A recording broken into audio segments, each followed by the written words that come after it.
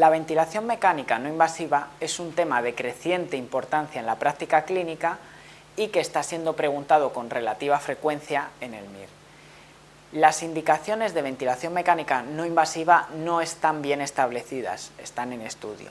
Es muy importante en el MIR y en la práctica reconocer cuándo un paciente tiene indicación de ventilación mecánica en general y en la práctica el que la ventilación sea invasiva o no invasiva va a depender de otros factores externos como la disponibilidad relativa de ellas en tu centro de trabajo.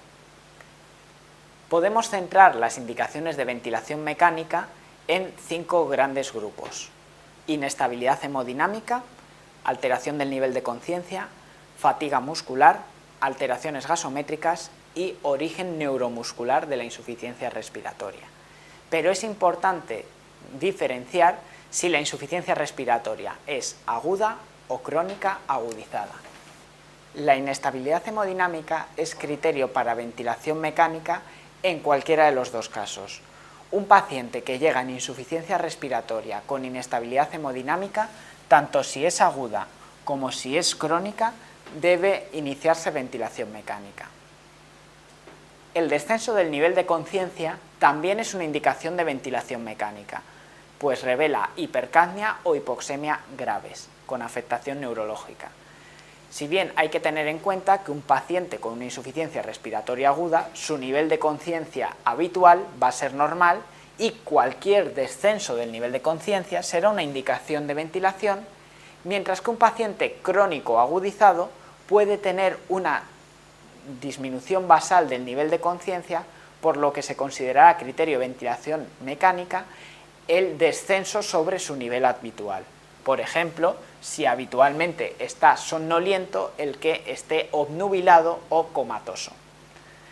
La fatiga muscular es uno de los principales criterios de ventilación mecánica, tanto si el paciente está en insuficiencia respiratoria aguda como si es crónica agudizada.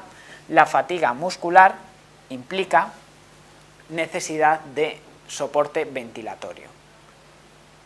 Los criterios gasométricos son quizá los más preguntados en el MIR y a veces menos importante que estos 3 criterios clínicos que implican una mayor gravedad. La hipercapnia es el reflejo de la hipoventilación, es el reflejo de la fatiga muscular. Luego, la hipercapnia es un criterio de ventilación mecánica. Un paciente en insuficiencia respiratoria aguda, la hipercapnia es de entrada indicación de ventilación.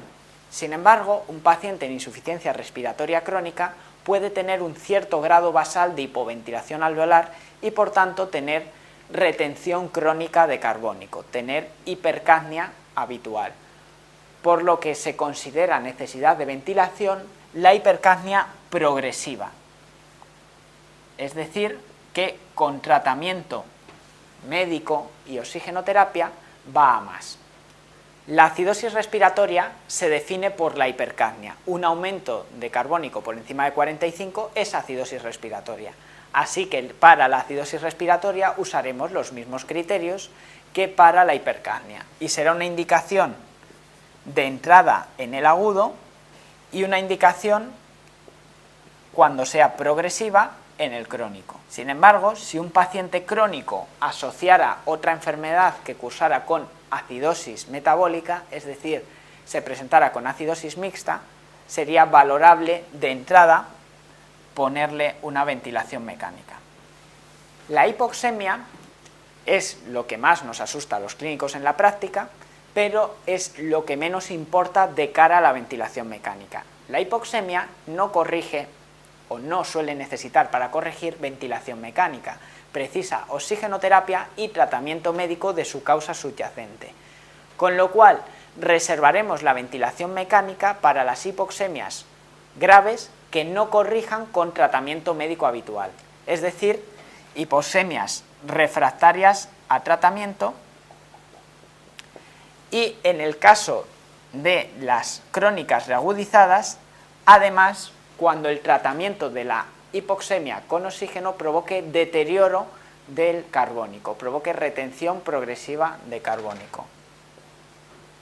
Por último, Cabe considerar que algunas insuficiencias respiratorias se deben a enfermedad neuromuscular. La enfermedad neuromuscular supone una hipoventilación por trastorno restrictivo extraparenquimatoso con disminución de la fuerza de los músculos de la caja torácica. Hay que distinguir si el paciente tiene una enfermedad neuromuscular aguda o crónica reagudizada. Enfermedades neuromusculares agudas son, por ejemplo, la parálisis inducida por fármacos, una crisis de Guillain-Barré, una crisis de miastenia gravis, y son enfermedades graves que suponen un compromiso ventilatorio severo y acarrearían la muerte del paciente sin soporte ventilatorio. Luego, la enfermedad neuromuscular es una indicación de entrada cuando la insuficiencia respiratoria es aguda.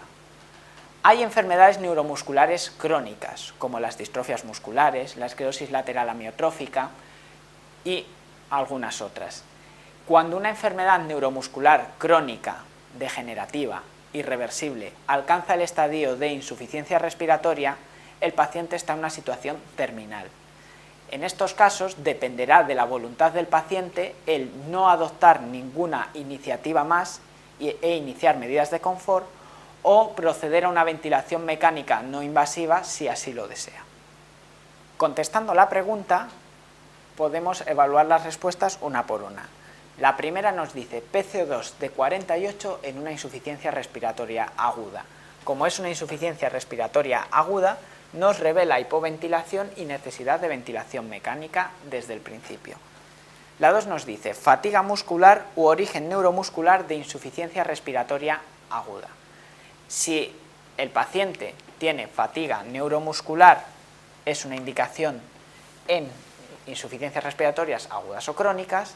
Si el paciente tiene una enfermedad neuromuscular como causa de su insuficiencia respiratoria, si es agudo es seguro que necesita ventilación mecánica, si es crónico puede ser una indicación en caso de que el paciente así lo desee.